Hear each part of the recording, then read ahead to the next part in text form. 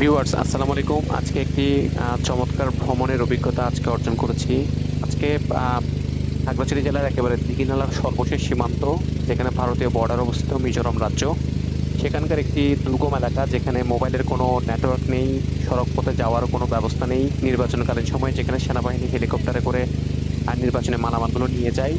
সেরকম একটি জায়গাতে আসলে আজকে গিয়েছিলাম।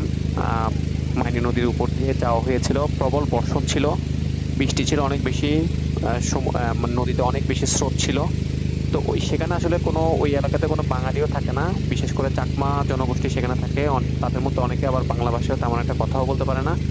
তো শিক্ষার হার খুবই কম। প্রায় ৮,০০০ মানুষ সেখানে বসবাস করে। তো সেরকম একটি এলাকাতে যাওয়ার অভিজ্ঞতা আসলে অন্যরকম ছিল জীবনের। আ এরকম একটা এলাকাতে আসলে যাওয়াটাও খুব বেশি সহজ না। অনেকটাই ঝুঁকিপূর্ণ।